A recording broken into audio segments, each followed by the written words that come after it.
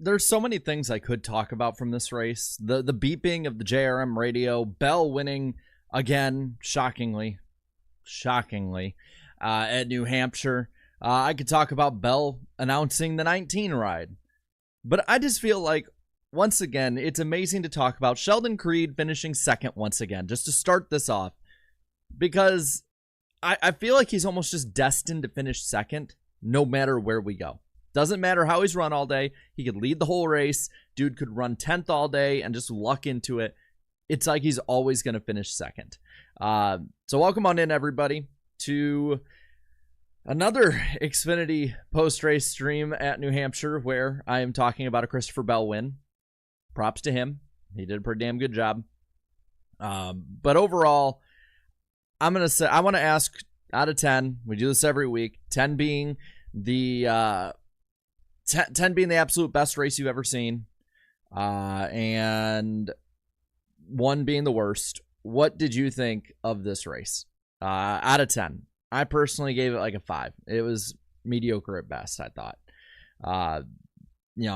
The ending, I think, had a flare up. I think the beginning had a flare up, but the middle portion of that race was an average New Hampshire race.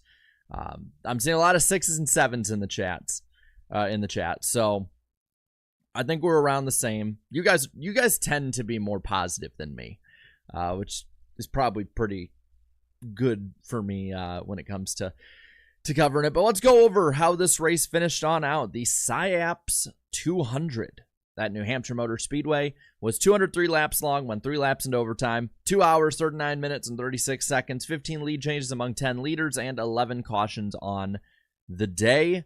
Might be the only race we see this weekend based on the forecast. It ain't looking good for tomorrow. A little better later in the day Monday, so we'll see. But Christopher Bell, like I said, wins this race by about a quarter second over Sheldon Creed. 0.254 seconds is the margin of victory, to be exact. Cole Custer in third. Allgaier comes up for fourth. Carson Kvapil in fifth in the 88 car. Then Ryan Sieg brings it home in the 6th spot. Kligerman and Herbst follow him 7th and 8th. 9th, Alex Bowman. Somehow, Bowman managed to actually get back up there into the top 10. Heim comes home 10th, 11th, Allmendinger. 12th is Sammy Smith. Jesse Love, Brandon Jones, and Chandler Smith round out the top 15. Poole, DiBenedetto, and Burton, 16th, 17th, and 18th. SVG, 19th. 20th, Sam Mayer. Then Anthony Alfredo, AA in 21st. Clements, 22nd. Bonsignor in 23rd, the modified driver, I believe. I think he won this morning, if I'm not mistaken. Forgive me, I did not buy a subscription to Flow to watch a race this morning. I was too busy sleeping and just honestly just chilling before this. Josh Williams, 24th. 25th, Austin Hill. 26th, Kyle Weatherman. Parker Retzlaff in 27th. 28th, Blaine Perkins. Glenn Reen, 29th. Final car on the lead lap. After that, we got Garrett Smithley a lap down and Mason Massey a lap down, 30th and 31st. 32nd, 2 down is Kyle Sieg. Haley Deegan, 33rd. We will talk about Haley Deegan and the disaster class of a race she had today. 2 laps down in 33rd. Armani Williams, 5 down in 34th. 35th, Patrick Emmerling, 6 laps down. Ryan Ellis, 7 down. I believe he was out of the race at the finish. 36th position. Nathan Bird, 37th out of the race. And Leland Honeyman out of the race in last, 38th on the day. Be sure to click that like button and subscribe if you're new, as we will go right on into this race. Let's talk about the race itself. I will keep an eye on the chat. I'll ask you guys questions too. And we'll get to the super chats after we go through the race itself. Qualifying was rained out. There was an early planned start that ultimately ended up starting when the start time would have been otherwise, because NASCAR was, very hesitant on pulling the trigger on starting the race. Cole Custer started on the pole, dominated the day. In my opinion, Cole Custer should have won this race, but it just wasn't how the cookie crumbled. Wet weather tires were how we started it. And honestly, I thought the racing was really good. I get that the tires were falling off a ton because the track was starting to dry off a bit, but I think that's the fun part. And this is one thing that I really want to ask you guys, yes or no, should the teams decide when to take, if I can spell, when to take off, I'm going to pause this so I can read off the points in a moment, wet tires? Yes or no? Because I personally think they should. I think the teams should have the freedom to choose when to take off tires. I get that NASCAR is saying they want to test it and all of that. I think their reasoning is kind of bad, honestly. So should the teams decide when to take off wet tires? I'm saying 100% yes. It adds strategy. We're not having to throw a comp yellow 10 laps into a race just so that we can go on to slicks. If it is good enough to put the slicks on, the teams will figure it out on their own. And if they want to go long and maybe pull a strategy, maybe if they can make the wet tires last the entire stage, they should have the ability to do so. It's only one set. They're not going to reuse them again if it rains again. So if you're looking at like, oh, well, they'll use wet tires the rest of the day. I mean, NASCAR can just put in a rule like once they're off, they're off. You're back to slicks for the day. I think it's a self-policing kind of deal where these guys, one way or another, will find out what the right way is to do this, and from there they'll refine it. These teams are smart. These are not idiots. They'll figure it out in NASCAR. So I'm with the currently 96% that say yes, the teams should now at this point be allowed to do so. We've done it so many times. I should say NASCAR's done it so many times in Truck, Xfinity, and Cup. I don't see any reason not to let these teams have some fun with the strategy. I think it would make a lot of fun. If someone can last the entire run on wets and ends up winning a stage, they deserve it because that's a good driver who was able to conserve his tires and be fast enough to outrun the guys on slicks while doing it. That's just me on this. By the way, points are up. So we got 6 winners. Cole Custer plus 205 in 7th, Sheldon Creed plus 100 in 8th, Riley Herbst plus 94 in 9th, AJ Allmendinger plus 59 in 10th, 11th is Parker Kligerman plus 52, and Sammy Smith, last one in, plus 31 in 12th over Ryan Sieg, who's 13th in the points, minus 31. Anthony Alfredo is 14th, minus 72. Brandon Jones, minus 82 in 15th. Man, if they can get somebody who can have a sponsor come along to that 9 car that can run better than Brandon Jones, JRM better do it because he is absolutely atrocious in that equipment. The rest of his teammates are doing great or at least really good. He's 82 points behind Sammy Smith. And I guarantee if Carson Kvapil got the sponsorship, he'd run better in that 9 car than Brandon Jones. But Brennan Poole, minus 122, 16th. So basically, unless you're Ryan Sieg, everybody outside has to win their way in. And unless you're Sammy Smith, everyone inside the top 12, you should be good to go when it comes to points, as long as you don't have like this monumental collapse in the last couple of races leading to, I believe, Kansas, I think, is the first race of the playoffs, right? Is it Kansas or is it Bristol? It always switches based on what the schedule looks like every year. Yeah, Kansas, because Bristol will be the last race. That's the first CW race this year. Anyway, I'm going to let the poll run for a bit and see what you guys vote on. Let's get it back, though. Lap 17, we get it restarted. Hill takes the lead, then Custer. Again, really good racing in the first stage. I think the first stage, if you're looking just at the racing itself, not at the chaos, not at how it ended up, any of that, you're just strictly looking at the racing. I think the first stage on the wets and the slicks, though, both was probably the best racing of the day. We had a quick caution with Emmerling having no power. And again, we have another restart. Hill and Custer. Custer leads. You have congestion. Parker Kligerman ends up getting spun.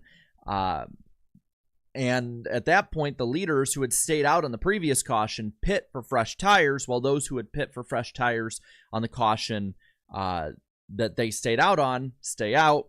And that leads to Sam Mayer, Sammy Smith, and Sam Lockout of the first two, winning the stage in second.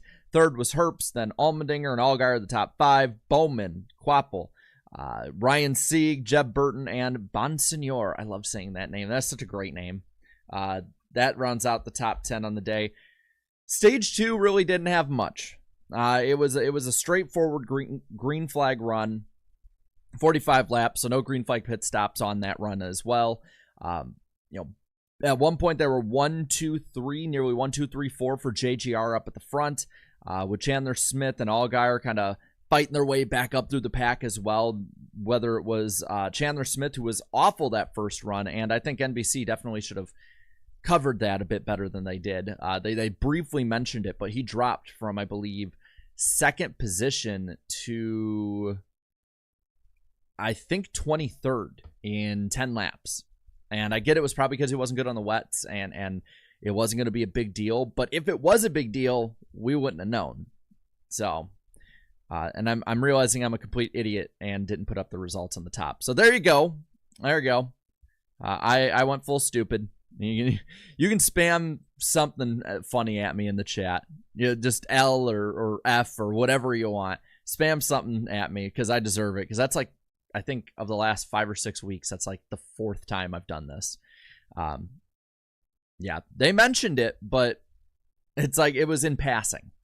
And I personally think that something that big with that big of a contender, that should be front and center. Yeah, spam clown emojis at me if you want. Spam some clown emojis.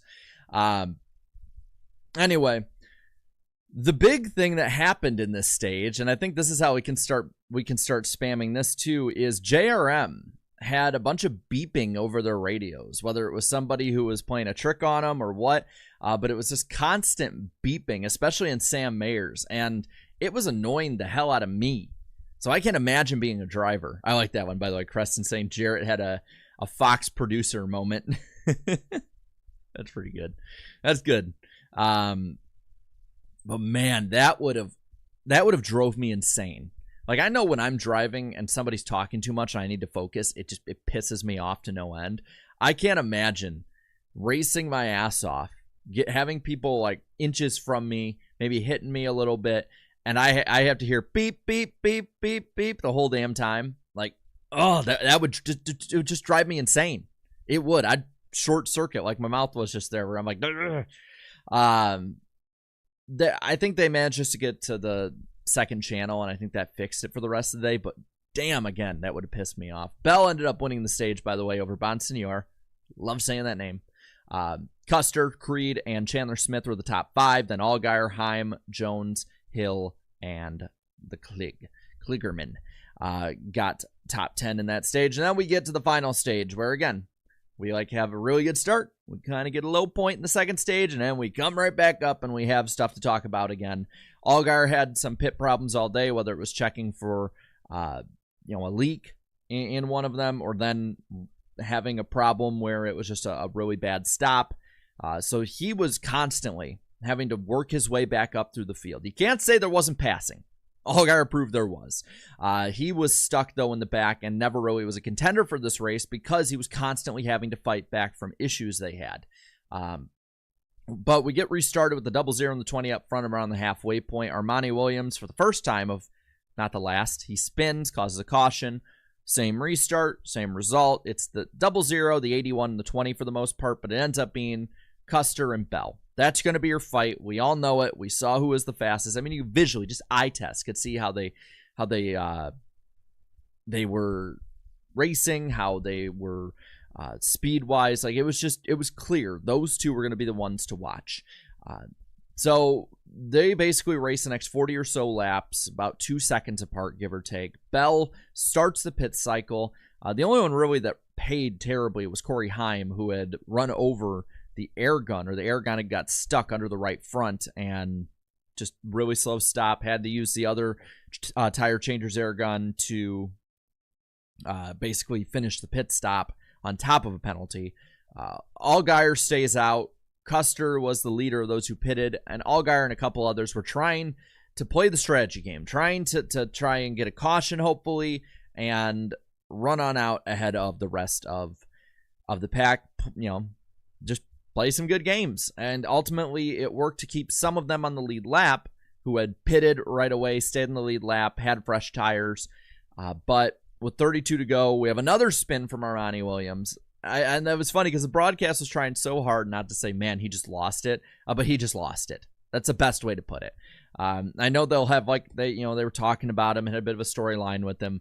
It was not going to pan out today. It was a very, very bad day for the driver of the 6 car. Not to say that other days will be, bad too. Like, it'll probably have better days, but this was not a highlight, to say the least. We're going to end the poll right here. 94% of you think the team should have it in their hands to change from wets to slicks. So I would definitely agree. Thank you, by the way, to Eric W. I know we're going to get to super chats and member chats in a bit, but thank you for gifting 10 memberships. I think Andrew Winslow gifted one. So thank you, and I'm sure that everyone who got memberships is pretty happy with that too. Anyway, we get this caution with 32 to go. Leaders pit, and it's the 2 in the 88 who stay out. Love leading, Quapple in second. We get restarted with 26 laps left. The 88 is the one who jumps out in front. And you're starting to get flashbacks to another East Coast race at Dover, where it's like all of a sudden the 88 comes out of nowhere and is really good.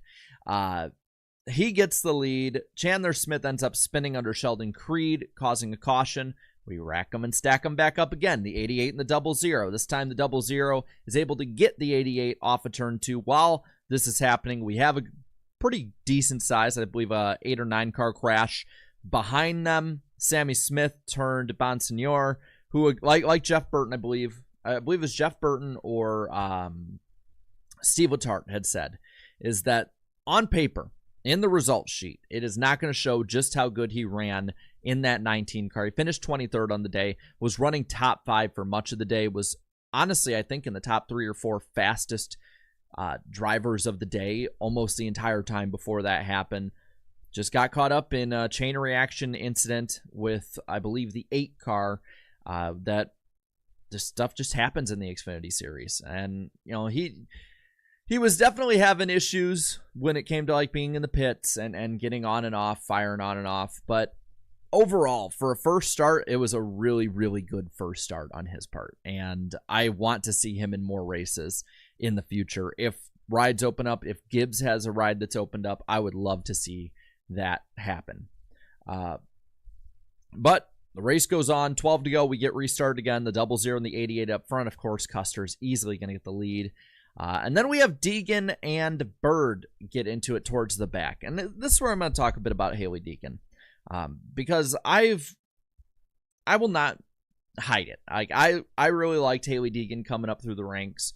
I thought that I think she has talent. Like, I'm not going to say she's some no-talent hack that doesn't belong in racing. Like, she is a talented driver. And I get that she's not in the greatest ride this year. But, man, like, even if it's not 100% of her fault, running back there in, like, 32nd, 33rd, if there is any SHR support to that car, it's not showing at all.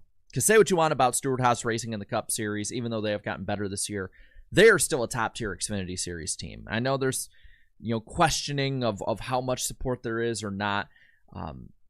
But between her and those running back there, I believe Massey might have been the one that got into her. Why in the hell are you guys with 10, 11, 12 to go racing that damn hard for 30th that you're 3 and 4 wide going into the corner? I don't care how slow you're going. Like, traction breaks. It happens. It's just ridiculous. It's ridiculous on all of their parts. I'm not going to single out Haley Deegan on that part. I want to talk about Deegan in a moment.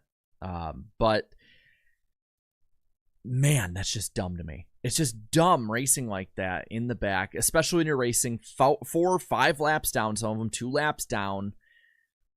It doesn't make sense to me. And on Deegan's behalf on it, because I really don't think that wreck was really her fault. It looked like someone got into her. But it's no excuse for running that badly. We've seen her in that car run, 20th to 25th, which seat time, all of that, good on her part. But the fact that it seems like she's getting worse as the year goes on is the troubling part. And the fact that there's been no visible improvement in her driving since the ARCA days. And she wasn't setting the world on fire in ARCA. In at least main ARCA. She wasn't setting the world on fire in any means in trucks. She hasn't been good in Xfinity.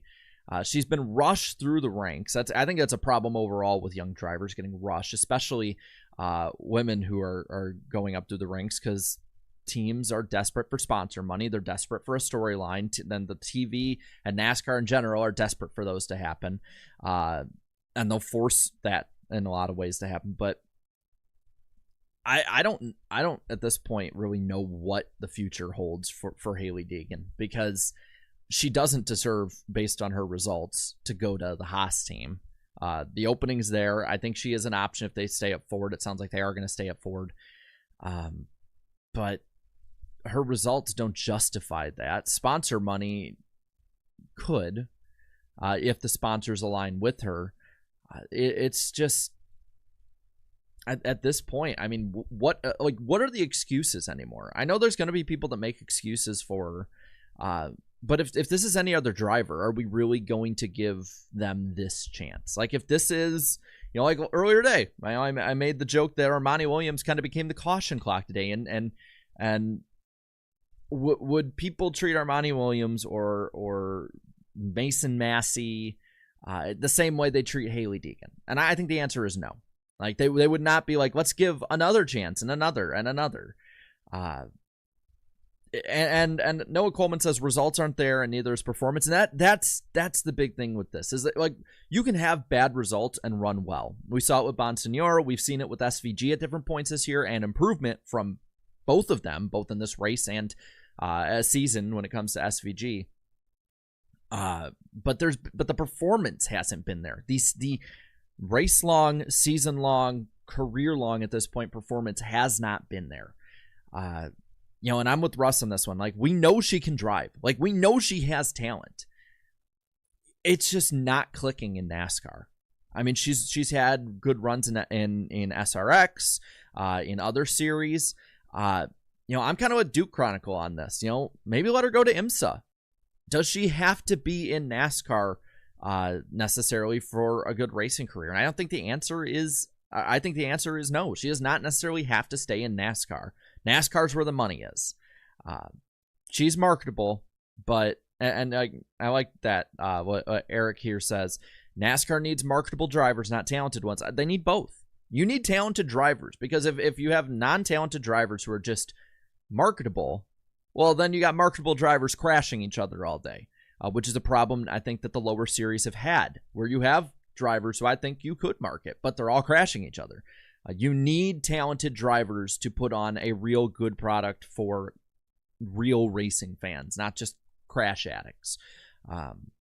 It sucks. I hate that she's in that position, and I've been kind of holding this in this year just because I want her to have a chance, just like I want really any driver to have a chance, but it's just not clicking in any way. So that happens with 11 to go, and also with 5 to go. She was somewhat collected, or ran kind of into the incident in front of her with Mason Massey and Ryan Ellis and others. Again, just racing in the back, going overboard.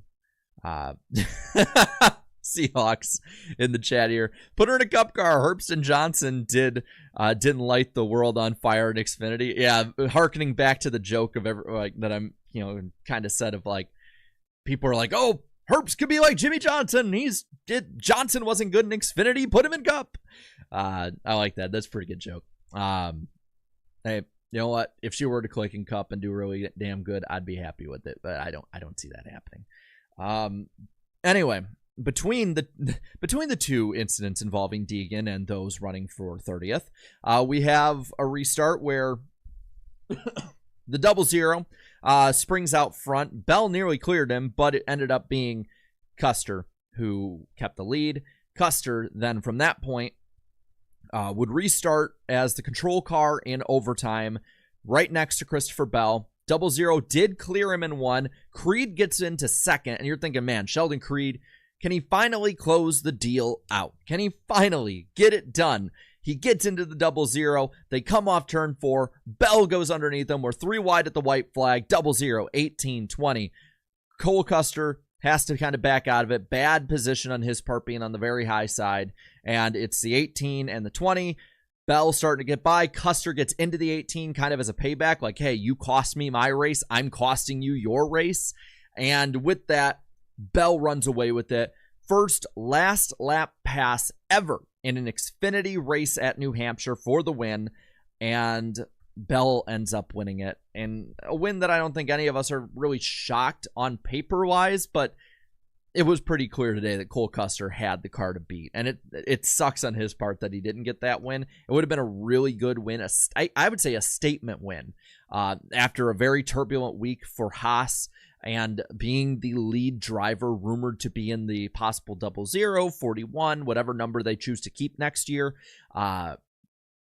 It would have been really good on his part. But I think for Bell, it's definitely redemption after the blunder on his part yesterday, basically letting the world know that Chase Briscoe is going to be his teammate next year, pulling a complete Tom Holland moment. But that is the Xfinity race. Again, I personally gave it about a 5. I thought it was an average race. It was nothing too much in a total to write home about, but it had moments to talk about. So I had fun. I'll say that. I did have fun with it. And that is another thing that you kind of have to ask is, like, did you have fun with it? Was it worth watching today? And for a big portion of it, I didn't think so. But by the end, I was like, yeah, I think it was worth watching. Even if I wasn't crazy about X, Y, or Z, I was happy about 1, 2, and 3. Not like the finishing order, just in general. But that's my thoughts on it. Let me know. I'll ask you this one, because I like having polls. I like having yes or no polls a lot of the time, just because I like definitive answers with my polls. So the question I'll poll you is, did you have fun today? Like, was it fun watching this race for you? It seemed like it was for a lot of you guys. And by the way, like up the stream. We have well over 300 watching. See if we can get over 100 likes by the end of this thing. Subscribe if you're new. We'll be live hopefully tomorrow. I doubt it. More than likely Monday or Tuesday after the Cup race. Whenever it is, we'll be live after to talk all about it. So I appreciate you guys coming on out. Really quick, before we jump into the super chats and member chats and chatty chats, I do want to bring up one thing. It was brought to my attention again. I put it on my community tab. So there have been. There's just one big one left. There is a TikTok account for those of you who use TikTok who is impersonating me. I am not active on TikTok. If you see somebody putting my videos out in parts, like part 1, part 2, whatever, of recent videos I put out, that is not me. That is someone stealing my videos. Just report them. I'm not, I've tried talking to TikTok about it. They ignore me and tell me that I'm impersonating them. That's what I've been told by TikTok. So just letting you guys know about that. If anyone sees, like, oh, hey, I saw you on TikTok, like, that wasn't me. That's just somebody using my profile and videos. And TikTok won't do anything about it. And they do it with other YouTubers too. I don't know if anyone else has brought it publicly up for attention. But I hate that app, and I can't wait for it to be banned in America, because I hate TikTok with a passion. So there's a reason I got off of it. So, like, I have an account on there, but I haven't used that account in like 3 or 4 years. Or whatever it was. But I figured I'd let you know now, because it might, people have been bringing it up. I posted something about it. I just wanted to address it now. I'll probably address it in a video. So, yeah. 12,000 people follow it. Just report it. It's user blah, blah, blah, blah, blah, million numbers. But it is what it is, man. Real quick, let's get to super chats and member chats. And spam beep in the chat if you want to be like a JRM radio. Faded for the 5. Headed to Loudon for Cup tomorrow. I love that my home track is loved by so many. If Cup is anything like what this just was, I'm in for a treat. I do think Cup will be better than a lot of people will probably give it credit for. I definitely think there'll be a lot of action whenever it's run. I hope you get to see it tomorrow. I really do. Because I got a really busy week, and losing a day of that for the race on Monday is not preferable. By the way, another thing, if you live in or around or are going to be at the race in Nashville this weekend, me, Eric Estep, Danny B Talks will all be at the Nashville Fairgrounds on Thursday night for I believe the Battle of Broadway 150. And our buddy IDK player, Jonathan Ramos, he will be commentating in the booth. So if you're coming out, say hi. We'll give you probably on Wednesday on NWP on this channel. We'll give you an update on where we'll meet up.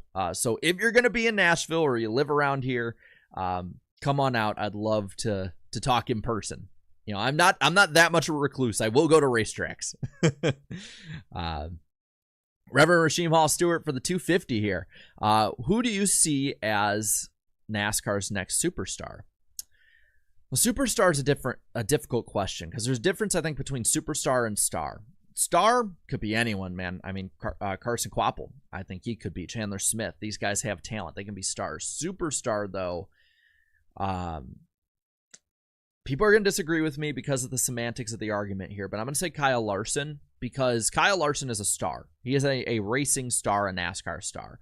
But I think something got proven last year with the Garage 56 entry is that there are times that moments can transcend NASCAR and motorsports themselves and become a mainstream story. And I think Kyle Larson doing the double, bringing a lot of people into IndyCar and NASCAR alike, I think that Kyle Larson can be a superstar on the level that people who aren't even NASCAR fans know who he is. I bet you there are a lot of you in here who are not NFL fans, but you know who Patrick Mahomes is, and you know who Justin Jefferson is, and you know who, I don't know, Caleb Williams maybe. That's somebody who's coming up that could be a superstar. You probably know who those people are. And I think the litmus test for a superstar in sports is that somebody who does not watch that sport can name them off the top of their head. Dale Earnhardt Jr. was a superstar. Was he a elite NASCAR driver who was top 5 every year? No. Jeff Gordon, Dale Earnhardt, superstars. Richard Petty, superstar. He was a superstar. It's harder to quantify with older drivers, but he was. Tony Stewart, Jimmy Johnson, those guys are superstars. They're on a different level. And I think Kyle Larson is the only driver right now who can maybe go to that next level. I don't think Chase Elliott's there. Chase Elliott is a NASCAR star. But how many people people that you would consider normies would you say, man, I know who Chase Elliott is? Like, I don't think there's that many. Like, the people in my family who don't watch racing, if I wasn't around watching races all the time, wouldn't know probably any of these guys' names except maybe Ross Chastain for the Hail Melon and maybe Kyle Larson for the double. So for me, my long-winded answer is Kyle Larson, and I think that's how you kind of have to quantify and go about that answer. Andrew Winslow for the 2. If you could fire any driver, who would it be? Fire is a very strong way to go about that. But if I could fire any driver, that's a difficult question.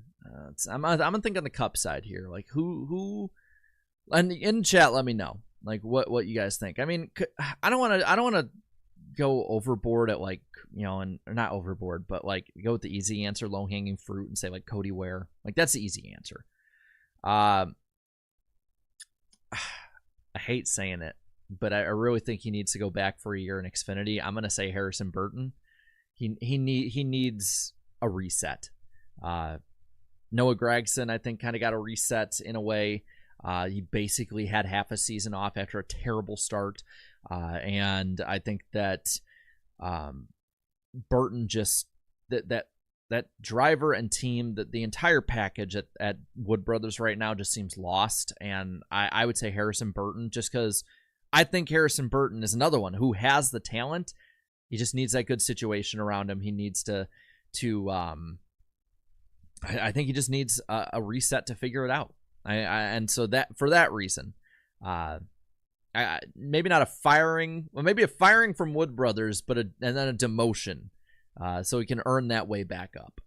Andrew, thank you for the gifted membership as well, and Eric W for the gifted 10. Damn, I appreciate it.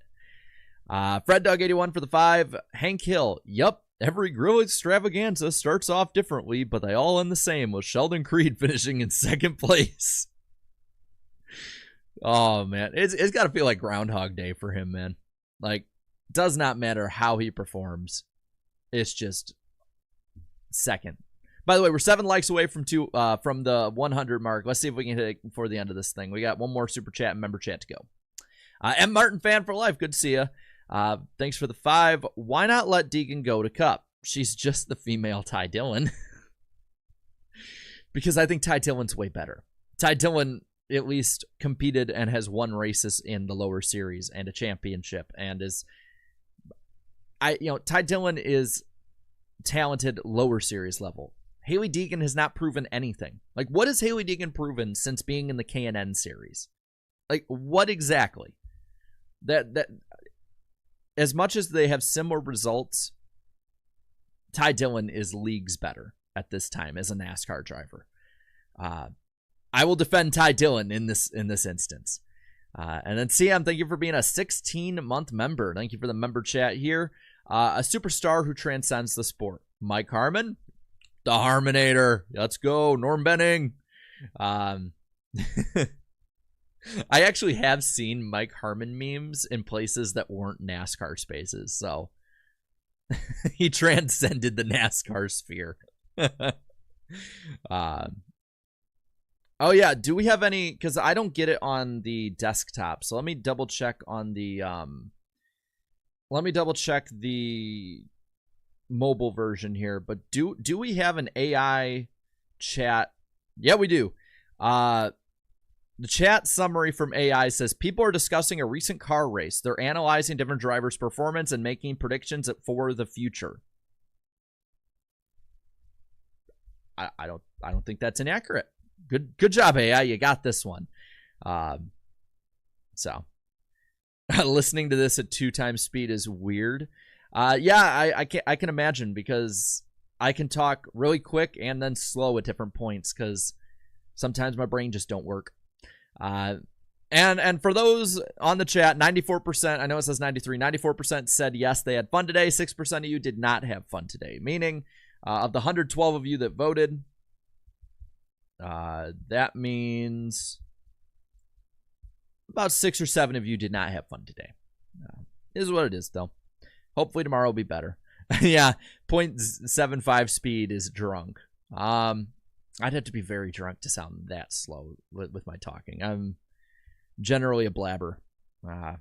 But thank you guys for coming out. Hopefully we'll be live tomorrow. Maybe if there's a rain delay or it gets rained out, maybe I'll go live tomorrow and we'll do like a watch along or something like that if I have the time or whatnot. Schedule changes very quickly. It's odd. But thank you guys so much for watching. Cannot wait to see you whenever it is. Be sure to watch NWP this Wednesday on this channel, 8 p.m. Eastern Time. And I'll see you hopefully tomorrow. Later, y'all.